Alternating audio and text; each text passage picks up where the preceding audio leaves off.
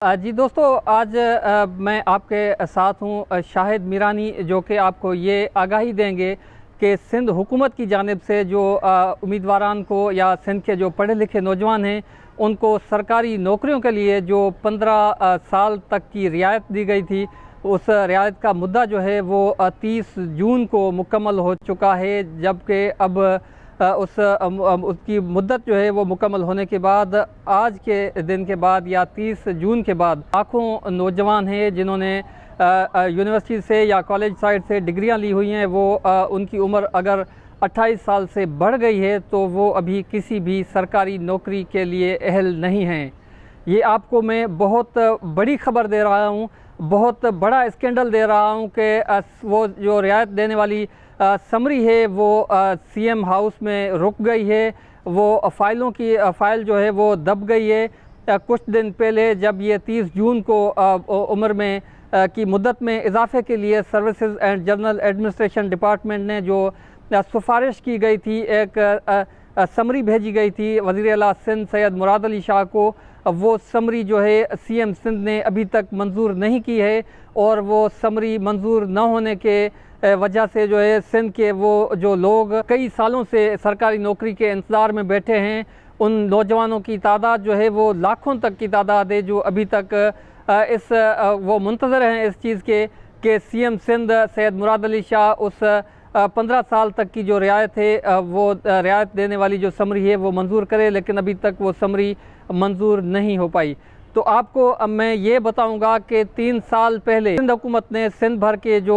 नौजवान हैं, वो नौजवान जो 28 साल की उम्र गुजार चुके हैं, 28 साल से बढ़ चुके हैं, उनको ये ख़ास रियायत दी गई थी कि वो 43 ईयर्स की उम्र तक वो किसी भी सरकारी नौकरी में अप्लाई कर सकते थे। वो जो रियायत वाला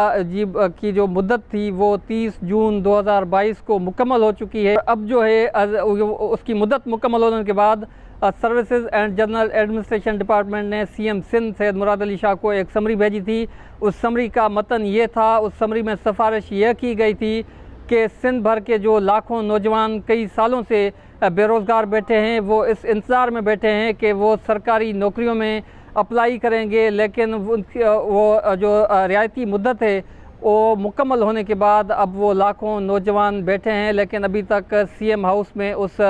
सिफारशी समरी को ब्रेक लग गई है। तो आपको मैं ये बताऊं कि कराची, हैदराबाद, सखर, मीरपुर ख़ास, लाड़काना, शहीद बनराबाद और सिंध भर के तमाम अजला के लाखों नौजवान हैं जिनकी तादाद 15 लाख से 5 लाख से ज़्यादा बताई जा रही है कि उन उम्मीदवारों ने डिग्रियां हासिल की हैं कॉलेज साइड से, यूनिवर्सिटी साइड से, वो इंतज़ार में बैठे थे कि वो जल्द जैसे ही सिंध हुकूमत की नौकरियां दी जाएंगी तो वो अप्लाई करेंगे, क्योंकि उनको 15 साल की रियायत मिली हुई थी, लेकिन वो रियायत भी ख़त्म हो गई है और सिंध हुकूमत की जानिब से नई नौकरियों के लिए भी कोई पेशरफ्त सामने नहीं आई। और सर्विसेज डिपार्टमेंट ने जो सिफारिश की गई है सीएम सिंध को, उस सिफारिश को भी आज के दिन तक सीएम सिंध ने नज़रअंदाज कर दिया है, जिसकी वजह से सिंध भर के लाखों नौजवान जो है वो परेशान बैठे हैं। उन नौजवानों को अपने मुस्तकबिल की फ़िक्र लग गई है कि वो सरकारी नौकरियों के लिए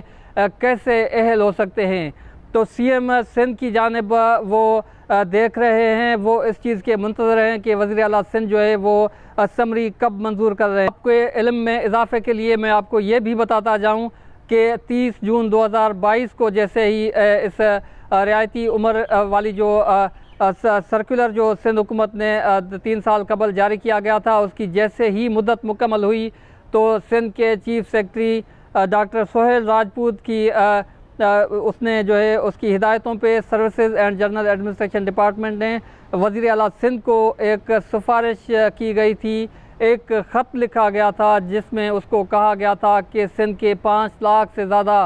उम्मीदवार जो हैं वो 28 साल की उम्र गुजार चुके हैं, अब वो सरकारी नौकरियों के लिए अहल नहीं रहे। तो इसलिए अब एक बार फिर से ये मंजूरी दी जाए कि उम्मीदवारों को